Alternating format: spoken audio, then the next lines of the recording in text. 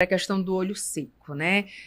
Que, enfim, a gente conversando, a gente tem ouvido mais falar nessa questão do olho seco, seja de mulheres 40 mais, seja de adolescentes. Eu já vi até algumas crianças ali, né, entrando na adolescência, reclamando de olho seco.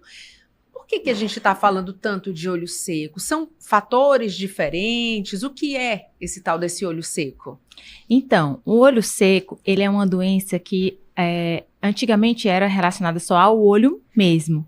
E era mais comum em mulher de meia idade, depois dos 40 anos, porque é uma alteração, porque a nossa lágrima ela tem duas camadas, uma camada de água e proteína e uma camada fininha de gordura. Então, há uma remodelação de gordura quando a mulher, depois dos 40 mais, que aí vai ter a perimenopausa, a menopausa. Mas, o que foi descoberto hoje?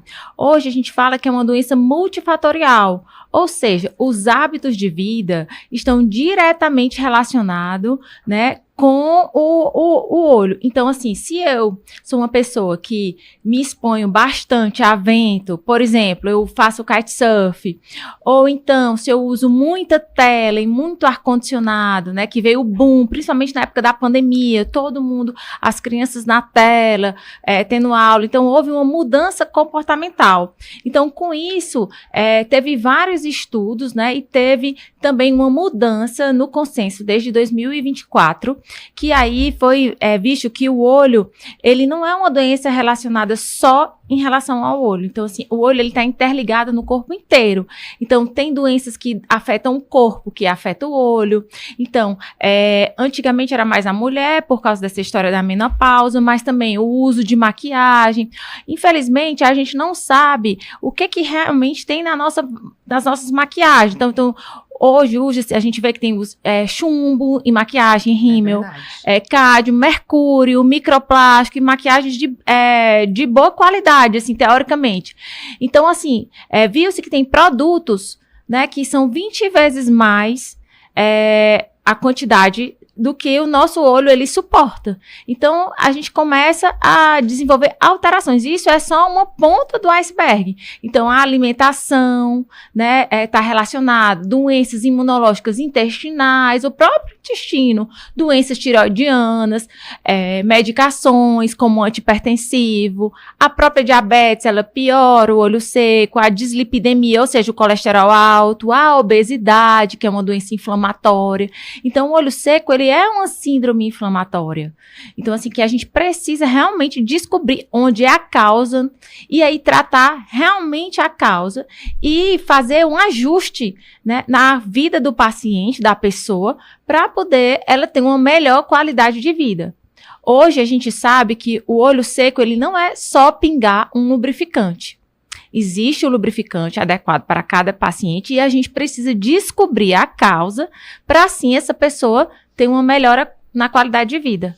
Doutora, eu estava falando aqui antes da sua chegada sobre o uso de canetas emagrecedoras, né? A gente, inclusive, já trouxe especialista aqui para falar sobre esse assunto. O uso dessas canetinhas também pode ser um fator que gere aí o olho seco. Então, com certeza, é um fator preponderante, porque o que ele vai fazer? Vai fazer com que você perda peso, tem alguns efeitos colaterais, que é o vômito excessivo, muita náusea, desidratação. Então, a pessoa ela pode desenvolver um olho seco tanto pela desidratação, quanto por alteração metabólica, tá? E tendo também uma alteração nas glândulas de gordura, né? Que faz com que a lágrima ela não evapore. Então, que a gente chama de olho seco evaporativo, que é o olho seco mais frequente. Então, essas canetas, tanto as de primeira geração, quanto essas agora de segunda geração, elas têm um efeito colateral bem importante e, como é que se diz? Que fazem com que o paciente ele se queixe de olho seco. Doutora, mas aí nesse caso específico, né, de canetinhas, e aí eu tô falando nesse caso específico porque, assim, como a senhora falou, tem que descobrir o que é a causa, porque aí dependendo da causa, o tratamento ele é diferente. No caso dessas canetas, espera-se que o uso seja temporário. Então, você vai fazer um tratamento, sei lá, de 3 meses, 6 meses, 1 ano, depois você vai deixar de usar essa caneta, vida que segue. nesses casos mais específicos, uso de lubrificante, por exemplo, ele pode ir acompanhando e aí depois a pessoa vê como é que fica, ou o interessante é que procure também um profissional já para ir acompanhando e depois que terminar o tratamento, ver se volta ao normal? Pronto, é uma pergunta excelente. É muito importante você procurar fazer o acompanhamento junto com um oftalmologista. Por quê?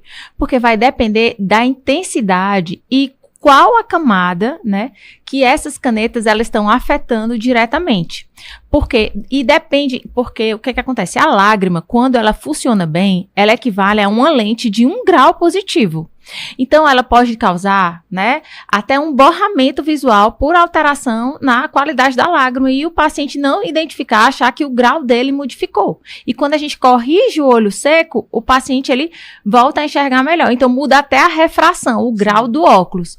Então, é importante a gente saber qual é a magnitude desse olho seco e onde está esse olho seco, para a gente poder conversar, a gente com o endócrino ou com o cardio, ou o médico que está fazendo o uso dessas canetas, para poder a gente ver em relação a desde a dose, outra coisa, o diabético, por exemplo, ele já vai usar por um tempo prolongado, a gente não sabe, porque tem canetas que eles, exatamente, se o paciente ele tem um sobrepeso, o médico ele vai priorizar o uso dessa caneta por um longo período, então a gente precisa ajustar, né? Muitas vezes a gente não consegue tirar essas canetas, mas aí a gente consegue dar um conforto ao paciente, melhorar a qualidade de vida dele, porque é muito importante isso, a gente conversar com o paciente para entender, né, as demandas que ele tem e ajustar em relação à medicação, porque muitas vezes a gente não consegue suspender